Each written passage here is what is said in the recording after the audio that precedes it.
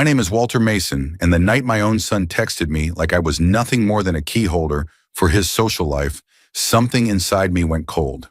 He told me to have the keys ready in 20 minutes, like I was his valet, not his father.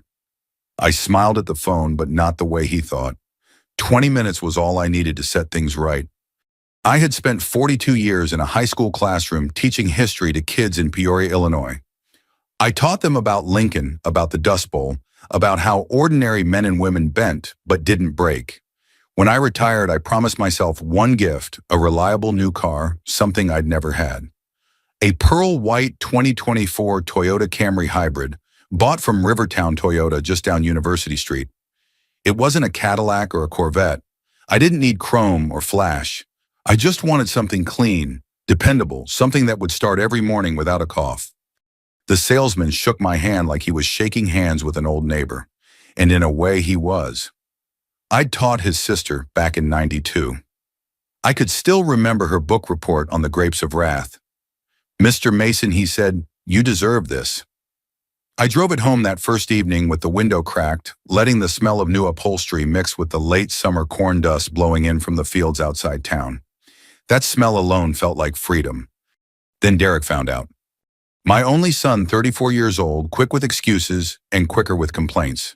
He's been chasing the next big thing since he was 18, crypto schemes, lawn care startups, failed real estate flips. Every time he stumbled, I was there with a checkbook or a ride. I told myself it was just what fathers did. But that text on a Friday night cut deeper than all the others. "I need to borrow it for my date.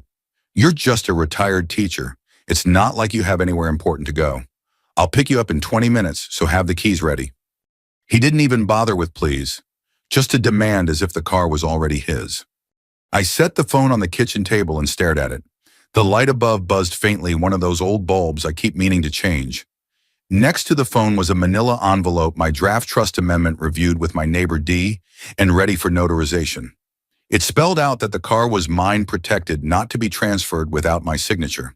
Beside that, the insurance folder with one line I'd insisted on excluded driver Derek Mason. I wasn't angry. Not exactly. Anger burns hot quick. What I felt was a colder thing, like a door closing. I poured myself a cup of coffee from the pot, black and lukewarm, and sat back to think. Through the kitchen window, I could see the garden I'd planted last spring. Tomatoes hung heavy on the vines, some splitting from the rain. I remembered the kids from school who used to groan when I assigned homework, then hug me at graduation. Respect. That was all I ever wanted for my life, my work, my name. The neighborhood was quiet except for a lawnmower down the block and a dog barking 2 streets over. I could already picture Derek's headlights swinging into the driveway, music blaring, maybe his girlfriend in the passenger seat. He'd stride in like he owned the place. I imagined the look on his face when he realized the keys weren't where he thought they'd be. On the counter sat the spare key pouch empty. I'd dropped both sets off earlier at Rivertown Toyota with my friend Tom, the service manager. Tonight they were holding a teacher appreciation event. Tom promised to rope off my Camry on a platform under the lights. "She'll shine like a diamond," he'd said. I chuckled. I'd never thought of myself as the diamond type. I sipped my coffee and let the minutes tick down. The old clock on the wall, brown frame, white face, a gift from the school board when I retired, clicked towards 6. My heart was steady, not racing. This was just another lesson plan, really. A different kind of classroom. At 6:18 p.m., my phone buzzed again. "On my way. Have the keys ready." I set it face down on the table and stood.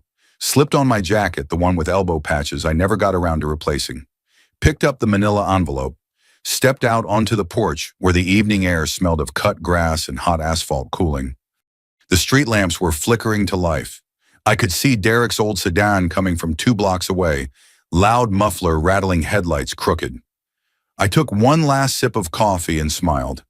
He had no idea what was waiting. The porch boards held a little heat from the day, and I let it seep through the soles of my shoes while I listened to that rattling muffler crawl closer. 20 minutes, he said. I could make a lot of choices in 20 minutes. I'd spent a career deciding how to spend 50-minute periods with 30 teenagers and a chalkboard that shed dust like snow. 20 minutes felt roomy. I went back inside and laid the manila envelope flat, smoothing the crease like it was a map before a trip. Dee's notary stamp sat in its little zip case under a rubber band. She'd stopped by that morning after her shift at the clinic, still in Scrub's hair pulled back tight. We drank percolator coffee at my little kitchen table while she read every line. "You sure you want this much spelled out?" she asked, tapping the clause about family use. "Spelled out is the only way Derek reads," I said. She smiled the way you do when you're not sure whether to laugh or sigh. "I'll notarize at the church potluck if you want a crowd," she said. Kidding. Mostly. I'd told her no crowds yet, but I did want daylight and witnesses, people who remembered me as something besides the guy with a car. She slipped the stamp back into its case and rested a hand on mine. "It isn't unkind to have boundaries, Walt. It's adult." Tom at Rivertown was even plainer. He called around noon. "Your Camry's shining like a pearl." We draped the rope and set a small sign, "Reserved for Mr. Mason Teacher Shuttle." "You asked me to text when the keys were locked up, so keys are in the shop safe under your file. Only you can check them out. I'm expecting you at 6:30. "Thank you, Tom," I said.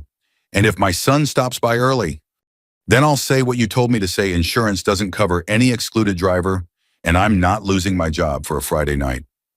There's a ledger I keep in my head, not out of spite, but out of clarity. The time Derek borrowed my socket set and returned only the case. The time he used my gas card to fill his girlfriend's car because I was right there anyway. The time he called me from Normal, Illinois with that light laugh he does when he's scared. "Dad, the meter thing is broken, and long story, could you just handle it online? I'll pay you Tuesday." Tuesday came and went. I handled it twice. When people talk about a slippery slope, they make it sound like ice. It's more like wet clay. At first you don't notice your feet getting heavy, then you're ankle deep, then you fall on your hands and the stains don't wash out. I opened the broom closet and pulled down a thin binder I'd labeled in my teacher handwriting block letters, "Driver Agreement." It wasn't complicated. Proof of insurance, full tank on return, no texting, no drinking curfew at midnight, and one more line I'd written last, feeling my hand tremble, "A sincere apology for the disrespect in your text. Say it to my face, not to the air." I set the binder on the table beside the envelope. The clock clicked to 6:22. The window above the sink clouded with my breath as I rinsed my coffee cup, the water running metallic for a second before it cleared. Outside, the sky held the soft blue Central Illinois gets after the sun drops, a blue that reminds me of chalkboards after you erase them, the faint ghost of lessons still there if you squint. I thought of classrooms, the smell of dry erasers, the way a kid's eyes change when he realizes you still remember his name from freshman year. I thought of medals in shoeboxes and dads who came to conferences straight from third shift at the plant. Men who never said they were tired. Men who needed someone to be proud of them. I always tried. My hands drifted to the sink edge, not shaking, just awake. This wasn't about a car. It was about where I would place my own name in my house. On the shelf with all the things you can borrow, or up on a hook out of reach where you have to ask first. A text popped up on the face-down phone, the table humming lightly. I turned it over. Traffic. 2 minutes. No punctuation. He never used it unless he wanted to sound professional, like on resumes he'd send me to proofread at midnight. I tucked the envelope under my arm, slid the binder on top, and grabbed my jacket.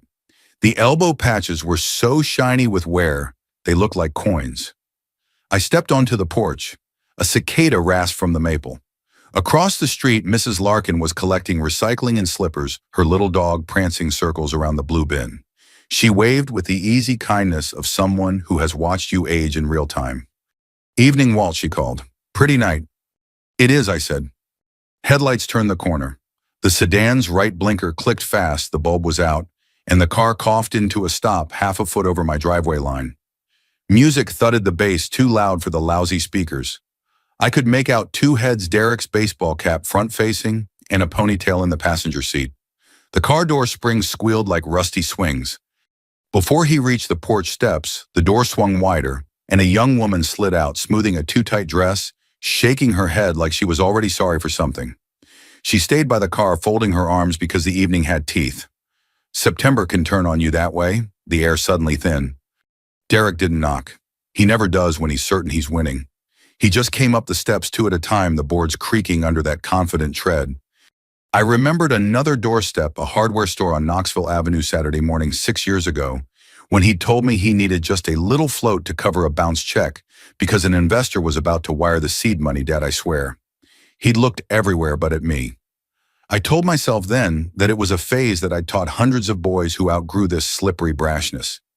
The thing I forgot is that outgrowing takes friction. You have to bump into something firm. He was halfway up when he looked at my hands. No keys, just a binder and an envelope.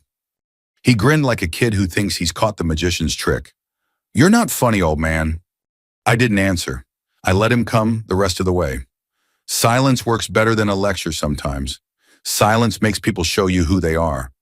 Inside on the little entry table, the ceramic bowl where I keep spare change and keys sat empty. I'd left it there on purpose. Let the absence speak. Earlier that afternoon, I'd walked the Camry down the short block to Tom's loaner lot because I like to move an old coach's habit. The paint had thrown back the sun in little diamonds. Tom had fussed over a water spot with a microfiber cloth and told me about the teacher showcase they set up on Fridays, now discount oil changes, free wiper blades for anyone with a school ID. "You started a trend," he said. I didn't start anything. I just knew my lane. I'd asked him then quietly, "Do me a favor. If Derek comes here and makes a scene, don't argue. Point to the sign and call me. I'll be at Lou's Diner." "Lou's," he said. "Get the meatloaf. It's not fancy, but it's right." "Fancy is for birthdays," I said. "Tonight is for facts." I came back to the present porch light muffler ticking as it cooled my son's footsteps on wood. He reached the top step and stopped. We were close enough for me to see the razor burn on his jaw and the way he twitched his thumb when he was trying to look relaxed. He smelled like store cologne hurriedly sprayed. "Keys," he said, and lifted his palm like he was about to catch a ball. I looked at his hand. It used to be a little hand. It used to slide into mine without asking. I set the binder on the porch rail so he could see the label. Driver agreement. The word agreement hung there, stubborn as a mule. Out by the curb, the girl Amber, I'd later learned, shifted and hugged herself tighter. She looked anywhere but at us, which told me she had listened to a lot of talks like this one before from a lot of men who thought they were charming. The clock struck 6:30 inside, chiming soft, and from 2 blocks over, a train moaned toward the river. I took a breath. "We'll talk inside," I said, and stepped back to let him pass. He smirked and shouldered through like it was already won. Behind him, the car door thudded shut. That sound, that flat, hollow slam, always pulls me back to the classroom clock hitting the bell. The lesson begins now. Inside, the air held last night's coffee and a little lemon oil from the end table I'd wiped down after dinner. The house isn't big entry into living room, a short hall to 2 bedrooms and the bath kitchen off the back, with the window over the sink, but it fits me like a good jacket. Derek moved through it like a realtor on a schedule, eyes scanning for the bowl where I used to drop my keys after work. He made a show of looking at the empty dish and then at me, eyebrows up like a punchline. "Cute." He clapped his hands once fast. "All right, keys. Let's not make me late." I set the binder on the coffee table next to a stack of Peoria Journal Star papers and a coaster that said, "History Matters." The television was dark, my father's old recliner angled toward the window. I could see Amber out at the curb in the corner of the glass, shifting from foot to foot. Her ponytail glowed a little in the streetlight, and I watched her check her phone like it might save her. "Have a seat," I said. "I'll stand," Derek said, because of course he would. He was already rolling his shoulders like a guy warming up for a lift at the gym. "Pick me up, move me, get it done." I opened the binder so he could see the first page, simple lines, block letters, check boxes. "This is what you sign if you want to use my car." He barked a laugh. "Dad, no." "Proof of your own insurance," I said, tapping the line. "Full tank on return. No alcohol, no texting while driving. Midnight curfew. You are responsible for any ticket." And one more line. He didn't look, so I read it. "A sincere apology for the disrespect in your text. Say it to my face." Derek flung a hand at the page like he was shooing a fly. "You're being dramatic. It was a joke. Everybody talks like that." "Everybody who's forgotten how to talk to their father," I said, and kept my voice level. "And if it was a joke, then an apology shouldn't cost you anything." "Fine," he said, and rolled his eyes hard enough to see the whites. "I'm sorry you're so sensitive." "That's not an apology," I said. "That's a dodge with a coat of paint." He dropped into a chair anyway, knees bouncing. "This is ridiculous. I'm late. Hand me the keys." You're late because you left when you had 20 minutes and thought the world runs on your clock, I said, and let the words sit. We're going to do this right or we're not doing it. He scanned the room again for any glint of metal. I remember that look from him at 12 when he lost a homework packet and wanted it to be my fault. It's the look of someone who believes there must be an easier way if he stares hard enough. Where are they? He said. I'm not signing your teacher homework. I'm an adult. Insurance doesn't cover you, I said, and slid the carrier's printout across the table. I'd highlighted the line, Excluded Driver Derek Mason. If you put my car into a pole, they'll cover nothing and I'll bury the thing in my own yard to keep them from seeing it. Jesus, Dad, he made a show of looking at Amber through the window. This is embarrassing. Embarrassment comes from doing the wrong thing in front of people, I said. You can fix it by doing the right thing instead. He sucked air through his teeth. You're impossible. The phone in his pocket buzzed and he glanced. We have a 7:15 res. He cut himself off like he'd almost said something that admitted he planned nothing. Look, the place is strict. Lou's Diner isn't strict about anything except paying your tab, I said. We're going there. He blinked. What? You want my car? I want a public conversation so you understand we're not whispering this in my living room and pretending it didn't happen. We'll talk at Lou's. Tom from Rivertown is meeting me there, and Dee's bringing her notary book. You can sign the driver agreement with a witness. He stared like I'd suggested we fly to Omaha for pie. A notary? Are you insane? A notary makes a thing real, I said. You know how a judge listens harder when something has a stamp? It tells him we didn't make it up in the parking lot after. Keys, he said again, switching back to the only word he trusted. Hand them over and stop with this performance. They're with Tom, I said, at Rivertown, in the shop safe. His laugh cracked like a plate. You gave the dealership your keys. I asked the dealership to hold my property in a secure place because I needed to be certain. That's an adult sentence, Derek. Try one. He stepped close. He's taller than me by 2 inches and broader by youth. He learned early that an inch can be a tool if you lean it forward. He didn't touch me. He never has. But he used every bit of that posture. You're wasting my time. You're borrowing mine, I said. Come along if you want to keep borrowing. If not, the evening's over. He turned his head toward the window, thumb fidgeting again. Amber was hugging herself and pretending to read a street sign that didn't need reading, the one that says no parking this side through, 7:10 a.m. for street sweeper days. She lifted an eyebrow at us through the glass. The kind of look that says I'm getting a picture here I didn't ask for. He sucked his bottom lip the way he used to as a kid when he wanted to look like he wasn't going to cry. Fine, he said. We'll go to your dumb diner. We'll do your little song and dance, and then I'm taking the car. I closed the binder and slid it under my arm with the manila envelope. We'll see, I said, not unkindly. He scoffed. Why do you have to make everything a lesson?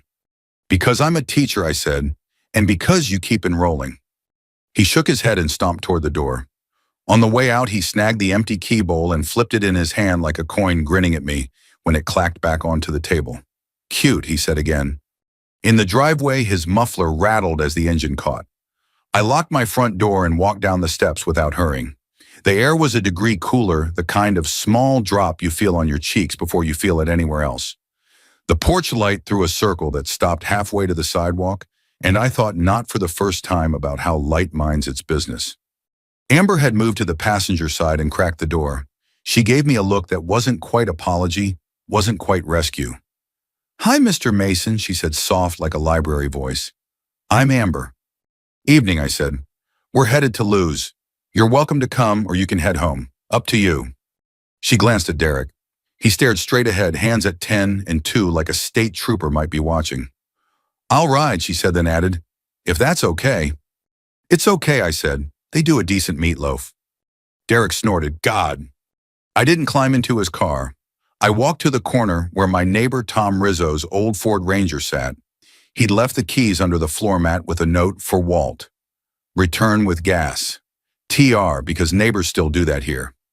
The seat springs poked a little at my back, and the steering wheel had the texture of an orange rind from age. It smelled like motor oil and winter gloves. As I pulled out, I let Derek go first. He peeled away like he could leave me in the dust, but Peoria has long lights and a way of humbling you by stacking reds when you want green. We caught the one at War Memorial and Knoxville idling side by side while a string of pickups roared past. He stared ahead, jaw set. I looked at the shop windows, catching the last of the daylight. On the corner, a kid in a marching band t-shirt practiced a snare pattern on his knees while he waited for a ride. He hit the flams clean. My phone buzzed in my shirt pocket. Tom, we're set. Keys locked. See you at Lou's. Dee's already here, front booth. I texted back at the light. We're 2 minutes out. Amber saw me from their car and gave a small nod like a person seeing shore. The light went green. Derek punched it too hard, his back tire squealing on the crosswalk, pained a short shriek that turned 3 heads outside the liquor store. He took the turn wide into Lou's parking lot, parked crooked in 2 spots, and killed the engine. I pulled in slow, lined up straight, and let the Ranger sigh. Lou's windows were bright with that yellow diner light that makes everything look warmer than it is. Inside, I could see Tom's Rivertown polo and Dee's notary book open on the table, her stamp case glinting like a little piece of law. The bell over the door would jingle when we walked in. I could already hear it. Derek climbed out, slammed the door so hard it bounced and squared his shoulders. "Let's get this over with," he said. "Let's begin," I answered. Lou's Diner had that amber glow that makes ketchup bottles look like stained glass, and chrome napkin holders throw little halos on the formica. The bell over the door gave its quick jingle as we stepped in. Grease, coffee, and something sweet, maybe a pie, warming him back, met us like an old dog that hadn't forgotten our scent. The Cubs game murmured from a small TV above the pie case, and forks clinked against plates like a steady rain on tin. Tom Rizzo was easy to spot in his Rivertown Toyota polo shoulders, square sleeves rolled once service guy neat. Dee sat opposite him with her notary journal open, reading glasses low on her nose stamp case, on a little dish like it was a butter pat. In the next booth, a kid in a leather jacket tried to stretch a milkshake between 2 straws with his girl laughing at the physics. A waitress I didn't know, name tag Sheila, poured coffee at a 4-top and gave me the quick up nod people around here offer when they recognize you without needing to place you.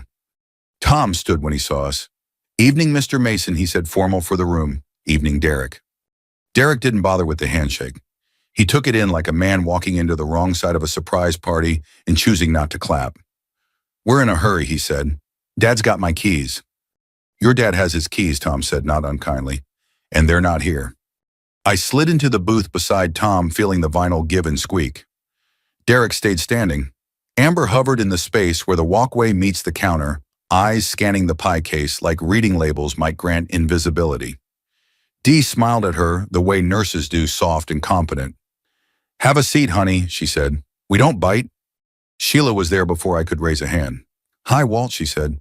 "Haven't seen you since the snowstorm when Lou let you all camp out and grade papers."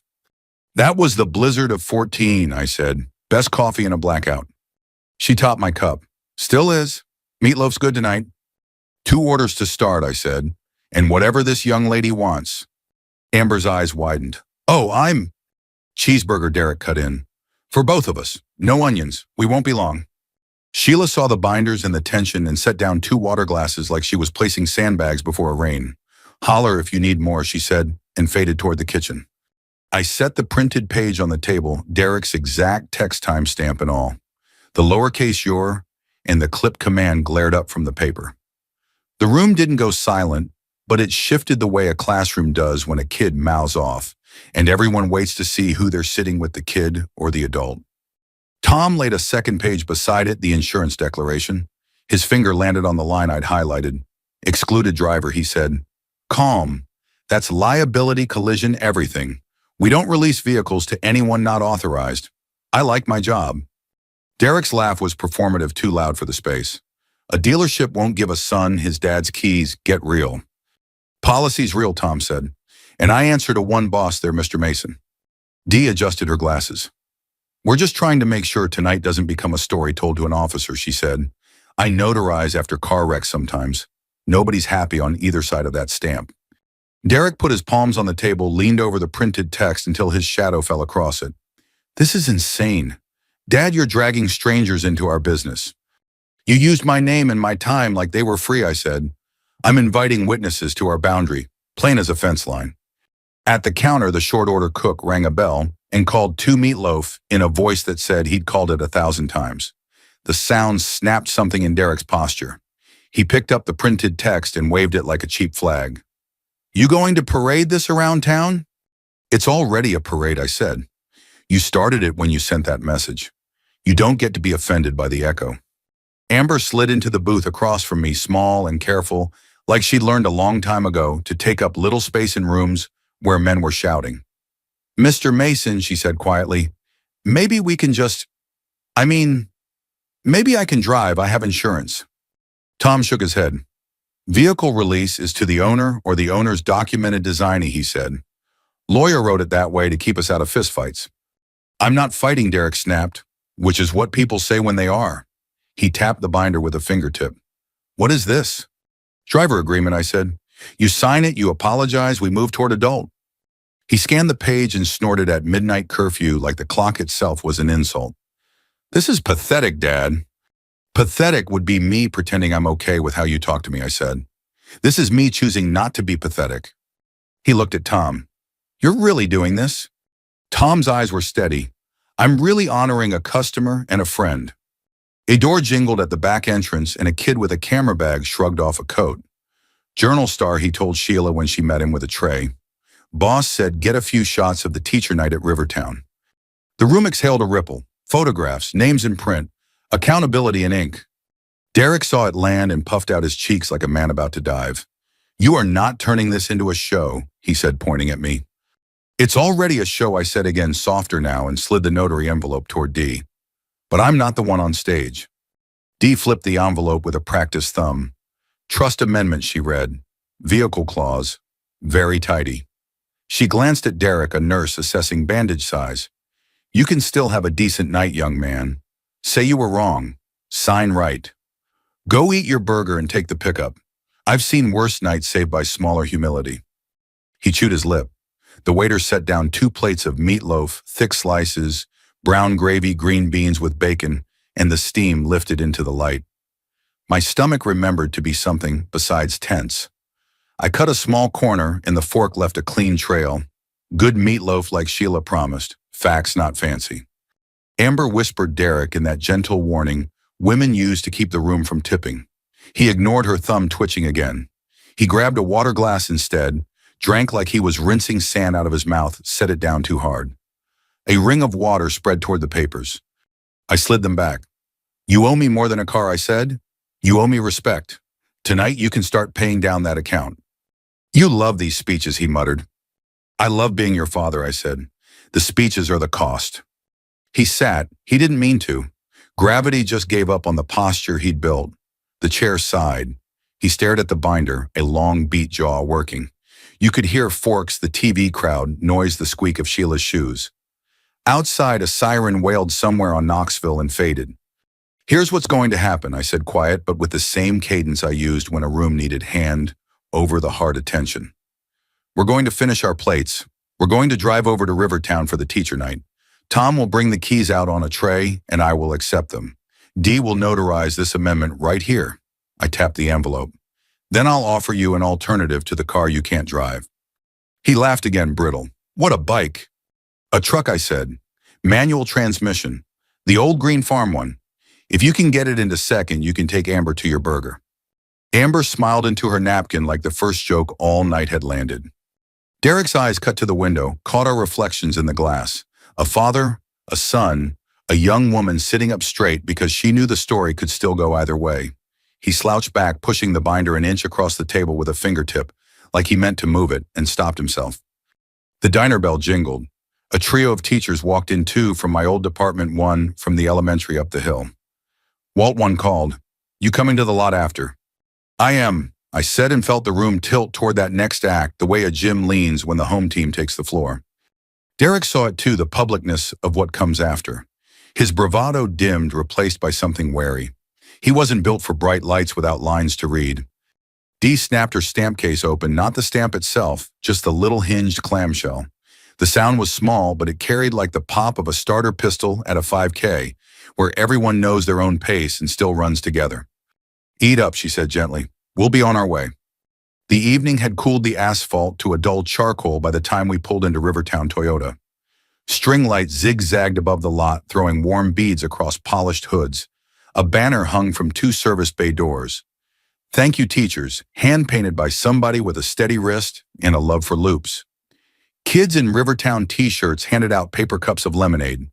The Camry sat on a low platform near the glass showroom, velvet rope around it, like it was a celebrity in a sensible suit.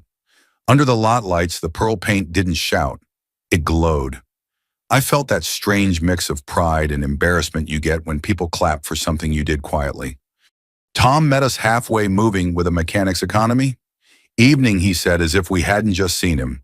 He carried a small stainless tray, the kind they use when they hand you paperwork and a pen, only this time it was empty, polished enough to hold the string lights and a broken reflection. We'll do this up front, he said, nodding toward the Camry and the little PA speaker on a stand. Keep it simple, keep it clean. Derek clocked the rope, the tray, the small crowd gathering because people here love a little ceremony if it's honest. He adjusted his cap like he was getting ready to step into a photo, then remembered he didn't have the wardrobe. This is ridiculous, he muttered. Amber drifted half a step behind, arms folded for warmth or comfort, maybe both. A boy I'd taught years back now in a polo that said service rolled a cart with wiper blades and oil change coupons, grinning like it was a carnival. Mr. Mason, you want the mic? Tom beat me to it. He took the mic with a practical smile. Quick word, folks, he said, voice carrying neat as a line of sockets. We started Teacher Appreciation Fridays because a certain history teacher used to drive half the county's children to their field trips when buses ran tight. Tonight we say thanks. Mr. Mason Walt, this is your Camry. It's reserved for your errands, your veterans' shuttle runs, and your Sunday drives.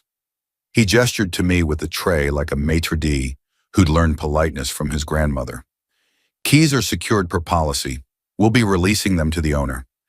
Before I could touch the microphone, Derek cut in voice too high for the speakers. To the owner's son, he said. A couple of heads swiveled. He stepped closer, tried to lower his tone. Give me the keys, man. We got places to be. Tom's face stayed neutral, the way service managers learn in the first month on the job. Can't do it, Derek, he said. You're not on the authorization. He set the tray on a rolling stool and placed a single sheet of paper on it with deliberate care. The bold type at the top said Declarations Page. The line halfway down, the one I'd highlighted, carried 3 words that had cost me nothing and everything. Excluded Driver, Derek Mason. There's a kind of hush a crowd makes when it's deciding whether this is theater or a lesson.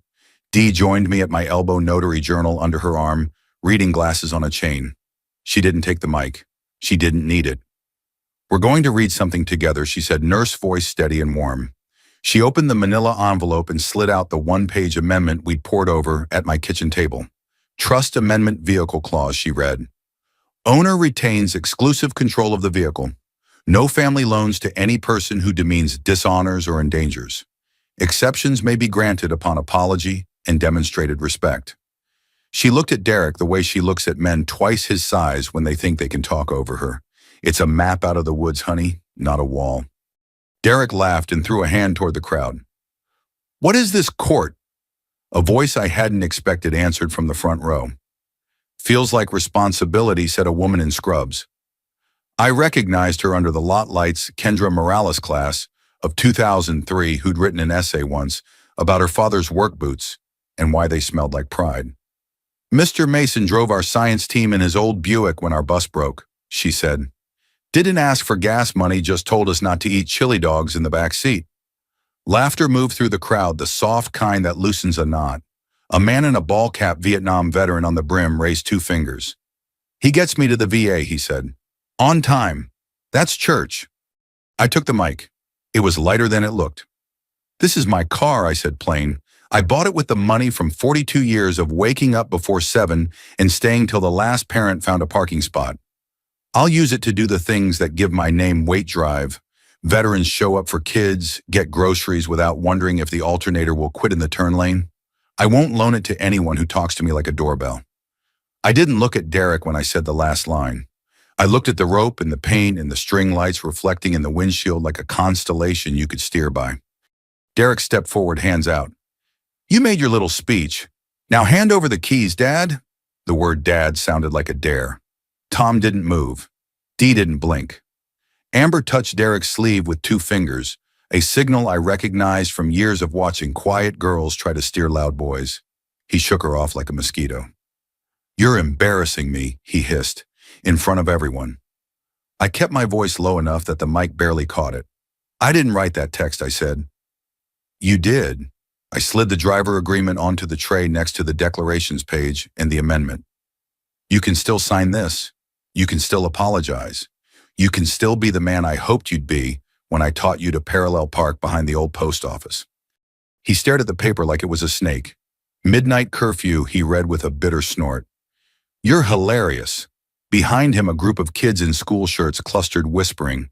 One of them, freckles and braces, said too loudly, "That's my bus driver sometimes," and I felt heat on my face that wasn't embarrassment, but something like it being seen without having asked. Dee reached into her little case and took out the stamp. The thunk of rubber on ink sounded small and solemn. "If you're ready, Walt," she said. My hands didn't shake. I signed my name with the teacher's habit of pressing the downstrokes, W's legs, even T's crossed steady. Dee stamped the corner, then turned the notary journal around and placed a pen over the line where Derek could sign his apology acknowledgement if he chose. The silence stretched taut as baling twine. He didn't take the pen. He shoved his hands into his pockets until the fabric strained. "I'm not signing your control freak paperwork," he said. "Keep your stupid car." He turned like he was going to storm off, then remembered he had nowhere to go that made sense. He pivoted back, flushed. The crowd did not jeer. It did not clap. It did something worse to a man who craves friction. It stayed steady like a river. He could not move with his shoulders. Amber's voice brushed the noise. "Derek," she whispered. "Please." Tom placed the keys on the tray, at last 2 fobs dealer tags still on one. He lifted the tray with both hands and offered it to me with an old-world courtesy that made me think of my father's funeral when the VFW men folded the flag. I took the keys. They were cool from the air. I didn't jingle them. I set them in my pocket and felt the shape settle there, like a decision. "Thank you," I said to Tom, to Dee, to the lot, and the kids, and Kendra, and the veteran, and Sheila from the diner, who had wandered over with a tray of cookies because she knows what sugar can do for a room. I turned to Derek. "You can still drive something tonight," I said. I pointed beyond the rope to the curb where my old green farm truck sat under a sodium light paint sun-faded a magnet on the door that read Community Garden Compost. The stick shift rose from the floor like a stubborn sapling. "If you can find second gear, she'll get you to any diner in town." A ripple ran through the crowd, laughter sympathetic, the kind that makes a choice easier if you want it to be. Derek stared at the truck like it was an insult carved in metal. He lifted his chin. "I don't drive trash," he said, and there it was, the sentence that told everyone exactly what we were doing. Amber closed her eyes. The veteran clicked his tongue. Kendra shook her head. Dee pressed the stamp back into its case with a soft snap. Ceremony finished. "Suit yourself," I said. "Offer stands if you change your mind." The string lights hummed. Somewhere down Knoxville, a siren Dopplered by then, quieted. I felt the evening tip into whatever comes after a lesson, when the bell has rung and the kids are choosing who they'll be on the walk home. We didn't ride home together. Derek stalked off toward the far end of the lot, phone to his ear, voice tight. Amber hovered between going after him and staying where the air didn't vibrate.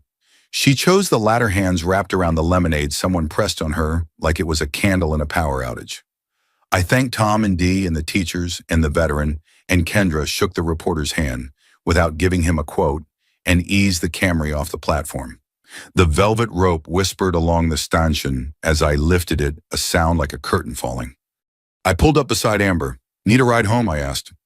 She looked toward the street where Derek had vanished. "If it's not too much trouble."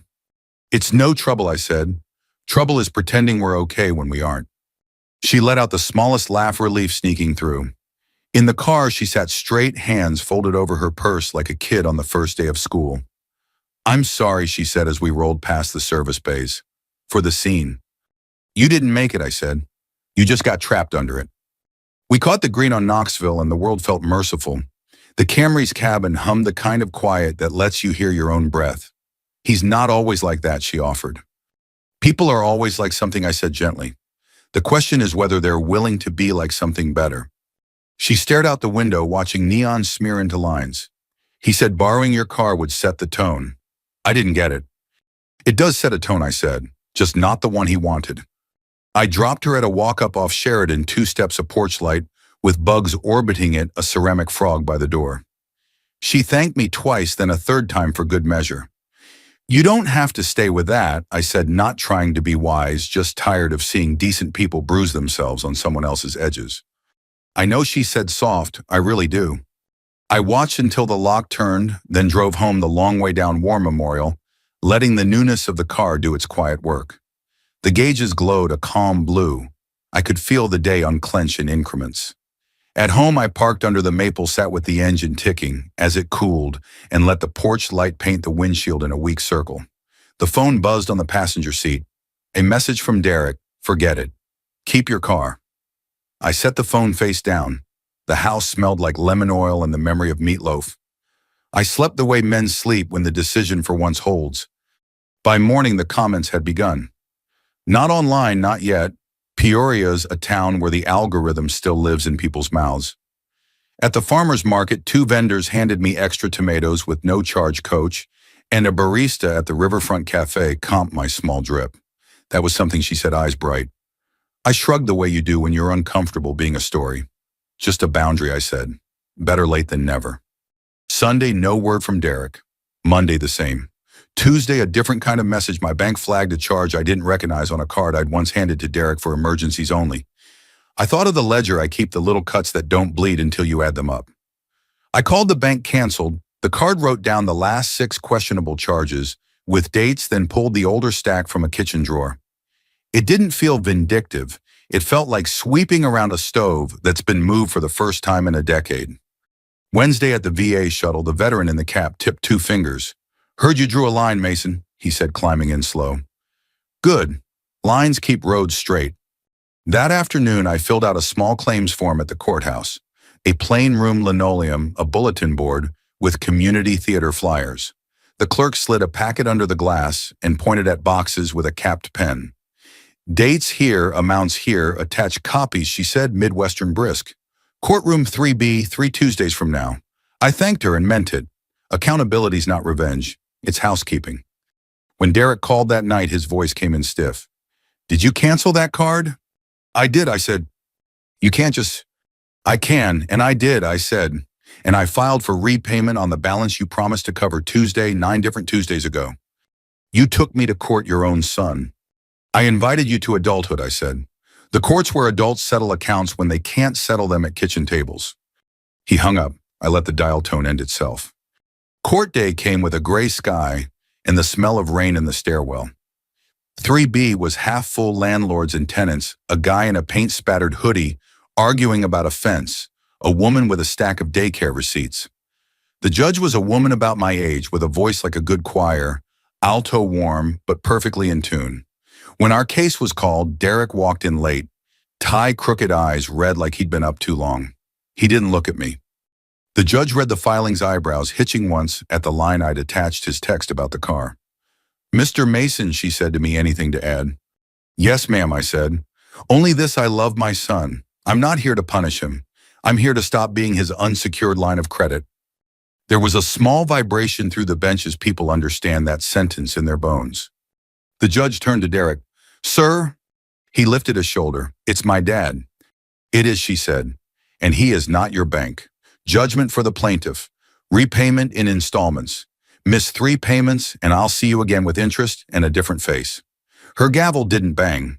She just wrote in neat lines the way Dee would have approved. Outside under the courthouse awning, Derek lit a cigarette with shaking hands he'd sworn he didn't use anymore. The wind whipped the match out. He tried again. This is humiliating, he said, not looking at me. Humiliation is when people laugh, I said. Nobody's laughing. This is consequence, different animal. He took a breath like he was about to throw a punch no one would see. Then he pocketed the cigarette, not brave enough for the follow-through. You always wanted to win. I wanted you to stand up straight, I said. Winning's just not falling over. He started to walk away, stopped half-turned. Amber left, he said, a confession disguised as a sneer. Said she wants someone who knows how to say please. I hope she finds him, I said. I hope you do too. For a few weeks, payments arrived like shy animals, small money orders, postmarked late but there. I didn't spend them. I stacked them in a drawer with paper clips, a column of proof that gravity works. Then came the knock. Dawn pale light leaking around the blinds, coffee not yet on. I opened the door to Derek holding two to-go cups from the gas station on Knoxville. His shoulders were set down lower than before, like the string lights at Rivertown had finally slipped off of him. "I'm supposed to be at work at 9, he said, eyes on the porch rail. "But I heard you do the VA run on Wednesdays. I thought I could ride along." He lifted the cup like a peace flag. "Regular. 2 sugars, like when you graded at the diner." I let the screen door breathe. "This isn't about the car," I said. "I know," he said quiet. "I was wrong. About the text, about all of it." "Okay," I said. "Get in." We drove to the clinic with the radio off. He opened doors for men older than both of us and carried a walker like he was holding a future version of himself he hadn't met yet.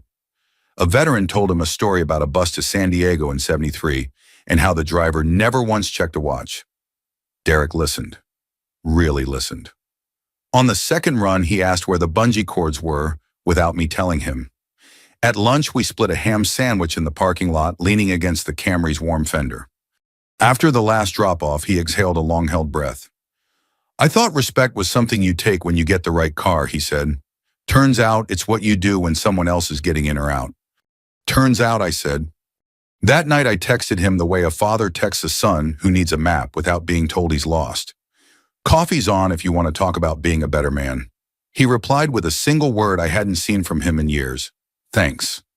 We didn't speak much the next morning, but the VA shuttle made its own small talk. 2 coffees in the holders, blinkers, ticking like metronomes, doors thumping, wheelchair footrests, squeaking as they folded.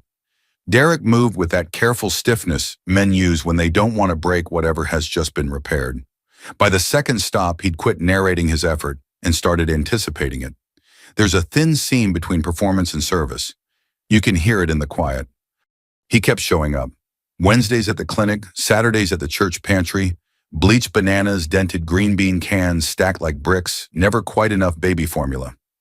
He carried boxes, rolled a dolly, tied down loads in the Camry, with the patience of a man who finally understands weight. I didn't praise him every time. I worked beside him and let the doing be its own sentence. We still knocked the corners. He bristled at times, I bristled right back. But the collisions softened. He fixed my porch light without being asked and left the old bulb in the trash like a tiny moon. He brought donuts to the shuttle crew and set the jelly ones aside for Mr. Alvarez because his sugar runs high. It wasn't dramatic, it was adult. Around town, people noticed our shape changing. Sheila at Lou's slid 2 mugs to our booth without asking. Tom at Rivertown waved us over slipped wiper blades into my hand teacher discount, which I think is just what he calls treating friends kindly. Even Mrs. Larkin's little dog decided I was ordinary enough to sniff and forget. Small mercies sand big splinters. One blue Sunday, we idled along the Peoria riverfront barges, pushing brown water abreeze with that clean metal smell. A girl in red cowboy boots danced to a 2-man bluegrass under a tent. Derek watched and said, "You remember teaching me to back into a spot behind the post office? I thought you were torturing me." "I was teaching you to arrive without taking more space than belonged to you," I said. He nodded at the river like it was grating him. "I get it now." There were stumbles. One of his court payments bounced. He showed up with cash the next day, tight-eyed like a teenager, bringing a mouthpiece to the band director. "I made it right," he said. He did. October leaned in with plastic pumpkins and marching band thunder from the high school field. We raked Mrs. Larkin's maple, dragged the tarp to the curb, then he bent and scooped the stragglers by hand. Pride used to taste like pennies to me. Now it tasted like air. A week later, he asked if he could take the old farm truck around the block. "Teach me the clutch again," he said, voice plain. The engine clattered awake. He stalled twice, sweated once, then found second gear smooth as a sigh. Back at the curb, he sat and breathed hands at 10 and 2. "I always chase the shiny thing," he said. "Didn't see the hard thing turns you into someone different." "Shiny fades," I said. "Sober sticks." We drove Knoxville on a clear Friday past the theater, past the grocery where every third cart wobbles, then into the church gym for a pancake supper. He flipped batter with the youth pastor and walked out sticky and smiling without complaining. In the Camry, he reached back for the blanket I keep for cold mornings and spread it over his knees like he'd learned not everything warm comes with a price tag. Thanksgiving arrived, loud folding tables, a turkey so big 2 ushers had to lift it, a lopsided pie that still ate right. Derek carved quietly. After he carried bags to the dumpster without being asked and came back wiping cranberry from his jeans. "Do you still have that driver agreement?" he said. "In a drawer," I said. "If I apologize, right?" he asked. "Would you let me sign it?" "You don't sign an apology," I said. "You live it, but I'll listen." He stood between the coffee urn and the coat rack and looked me steady in the eye. "Dad, I talked to you like a doorbell, as if pushing you would open something. That was wrong. I'm sorry." I let the words stand in the air and do their work. Then we shook hands. Not a hug, not yet. A handshake is two people carrying the same weight for a second. Dee caught my eye across the room and tapped her glasses chain. No stamp needed. Winter edged in. The Camry's heater came up quick on cold mornings, a small kindness. We loaded walkers, listened to stories about trains and ships and first paychecks, and learned the names of 3 new receptionists at the clinic because people turn over and work goes on. One night at the Riverfront 5K, Derek handed paper cups with volunteer across his chest. A former student recognized me, looked at him, then at me, and gave a nod that said, "All right." I didn't take a bow. I held the trash bag and kept the line moving. Driving home after we hit a red on Knoxville, the blinker ticked steady as a heart. He said, "I can't pay back every wrong turn." "No one can," I said, "but you can stop making them on purpose." He looked at the stoplight like it was a teacher he finally trusted. "I'm trying." "I see it," I said. "That's enough for today." We rolled past the old school. The windows were dark, but I could still picture kids bent over scantrons, the slow second hand, the dust halo when you erase a board. A life is mostly that erasing and writing again, trying to keep the chalk from squealing. A week later, I found a note tucked under the wiper blade, Derek's blocky printing. "Thanks for the rides. Thanks for the lines. P.S. I changed the oil in the truck. He'd signed his full name like he wanted a record that he'd done a thing right. I slid the note into the glove box with the registration and an extra pair of knit gloves. On a Sunday drive along the river, he cleared his throat. "You ever think about selling the Camry?" he asked, half a grin. "I think about keeping it running," I said. "It's my job to get people where they need to go." He nodded. "Mine too, I guess." If you've stayed with me this far, maybe you've got a line to draw, or a hand to extend, or both. Boundaries aren't meanness, they're maps. Grace isn't a loophole, it's a road back. If this story gave you a little courage to make your own map, or a little peace to ride shotgun while someone you love learns second gear, share it with the person who needs it. And if you want more plain, true-to-life stories about father-sons and the miles between, subscribe and leave a note. We keep each other company on the road.